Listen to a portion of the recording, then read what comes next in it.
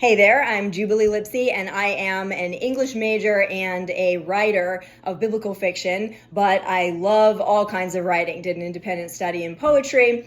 But all that aside, today I want to talk about my native language, English, and why I think that it is a little misunderstood. I just want to quickly throw some light on this subject, and it has been extensively researched by a lot smarter people. So this is not an extensive or exhaustive study, but I just hear a lot today, especially I think it goes hand in hand with the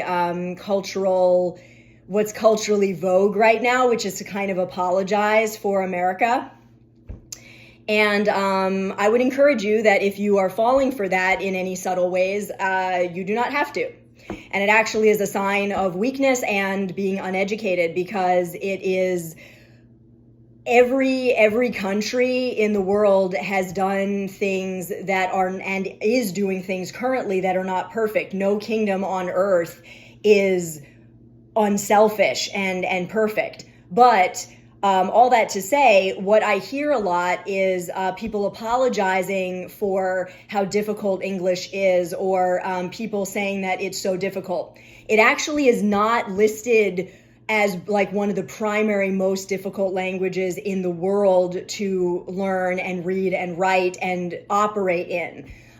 Those would be things like Mandarin. I believe German and Hebrew and Arabic are up there. Far Eastern languages are really, really up there in the difficulty levels, because they're tonal, and the characters have so many layers to them. And so it's one thing to understand it, but then to speak it correctly and to read and write it and operate in it correctly is very, very difficult. Secondly, any language that is not your native language is going to be difficult for you to learn, especially if you're starting as an adult. So don't blame the language for the fact that it's not your native language. When you're learning a new language, you're going to feel stupid, you're going to feel dumb, and it's just part of the process. It can be difficult unless you're learning it from a young age alongside your native language.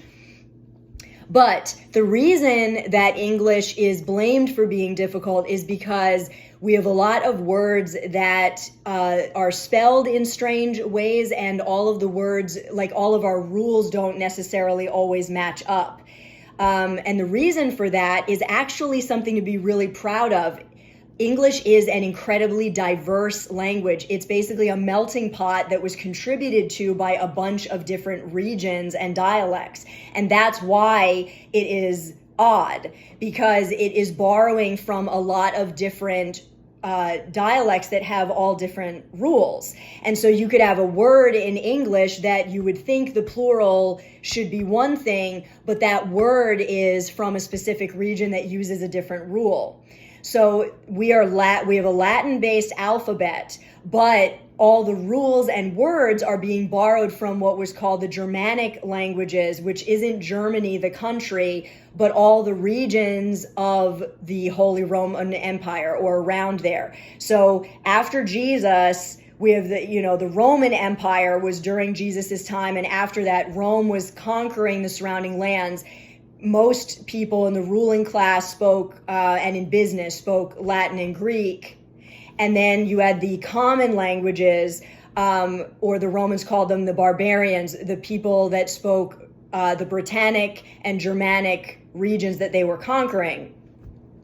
But then after Rome shifted from an empire into Catholicism, became the Holy Roman Empire, then you had Latin being the major ruling class language in the church, and then the Catholic Church, and then you had the common Germanic languages, which were lots of different regions that had come under control of the empire.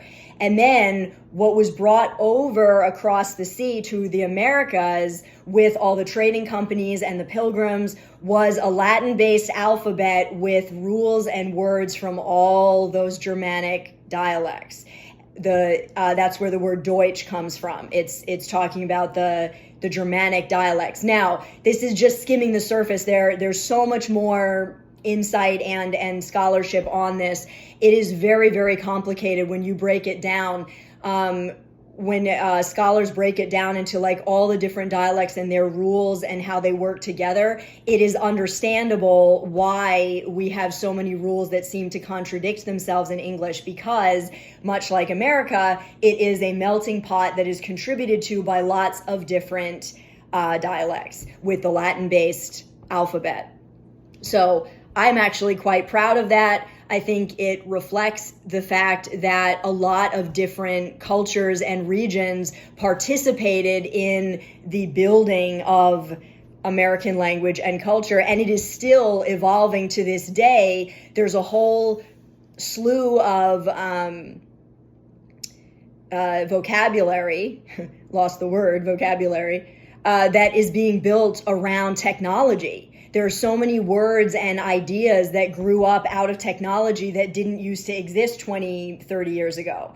So I think it just reflects a growing language and a growing culture. And I think that's something to study more, and also just consider, like what's coming out of your mouth about America, or about, like, there's nothing wrong with standing on a conviction that is, especially if it's rooted in biblical truth. If you see something that is against that or opposed to that, we definitely need to stand for the truth.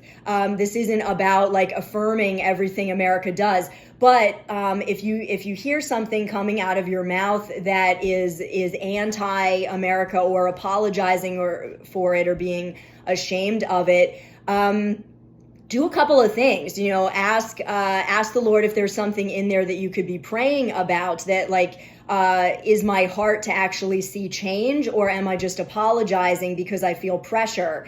Also, do your research. Find out, like, should you be ashamed of what you're talking about? Is it even something to be ashamed of? Is it even something wrong? Is it even true? Do some research. Understand, what the agenda is behind what you've been told. And then the other thing to do also is to consider, would you speak that way about someone else's culture? If you wouldn't put someone else down from like an Asian culture or an Indian culture, if you wouldn't say that to them, why would you say it about your own culture? If you would defend them against racism, why would you be racist about your own culture? You do not need to apologize for being American or speaking English. It is not anything to be ashamed of any more than it's shameful to speak Arabic or Hebrew, or speak with an Australian accent. It's not at all anything to be ashamed of. It is something that we need to study and understand the background of. And as someone who loves words, the research is endless.